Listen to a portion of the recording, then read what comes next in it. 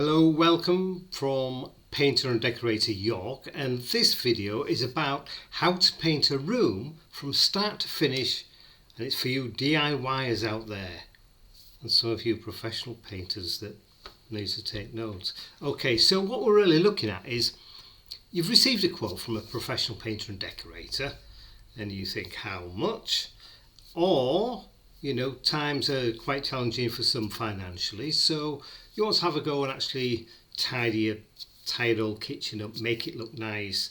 Doesn't cost a great deal to buy some few bits of materials, but you need to do things correctly. So this video is going to take you from A to Z, not Z, we're not in America, A to Z. We speak proper English. So we're going to go through the stages. Won't fit it all in this video, I don't think, but there's some really important tips that you need to take note of to get a perfect finish. So let's get on with it.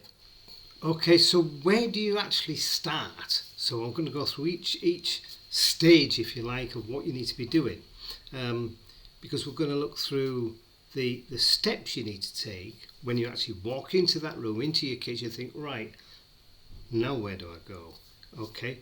I'll cover the tools that you'll need to be using and the ones you need to avoid, as well as the paint to buy and what not to buy, and in which order you actually tackle repainting that room, that kitchen.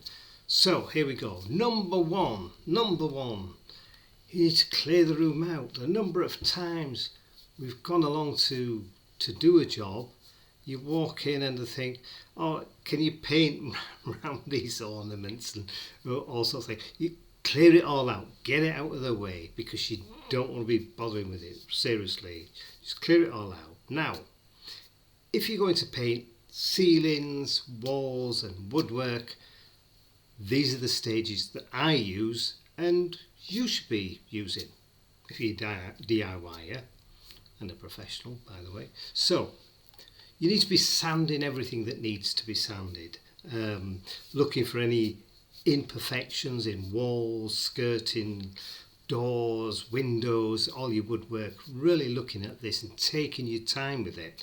You need to be obviously putting something down, some dust sheets for this initial preparation stage. Really take your time on this though, because this is what will determine a really good finish.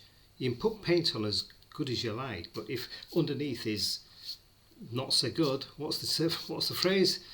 You can polish a doodah, but it's still going to be a doodah at the end of it. Right, okay, I'm not swearing on this because I know YouTube don't like it. So, right, so the preparation, really, you shouldn't be finishing it in less than a day. You shouldn't even be putting any paint on in the first day if you're doing it correctly. And that's for any room, If it's a room that's really bad and been neglected for a long time, then it will take a lot longer.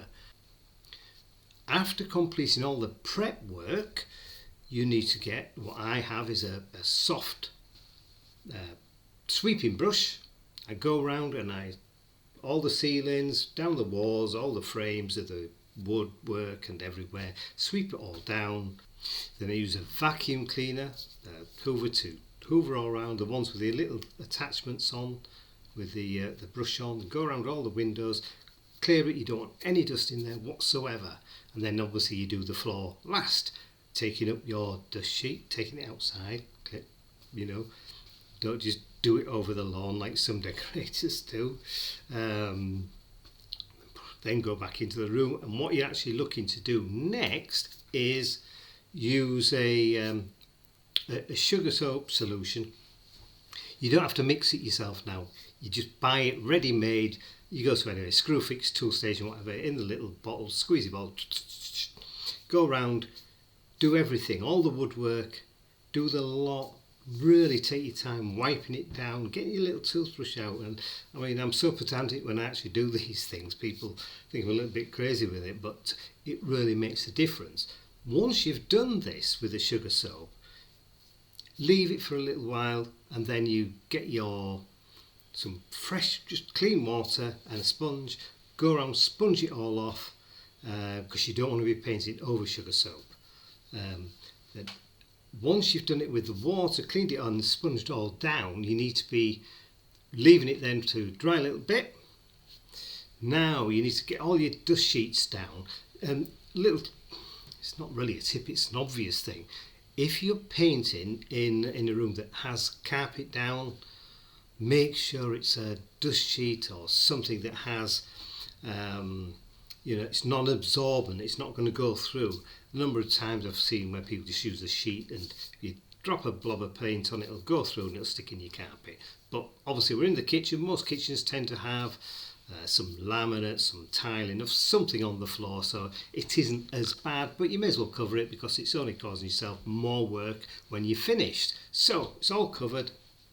Now you're nearly ready to start painting. First, let's look at the paints.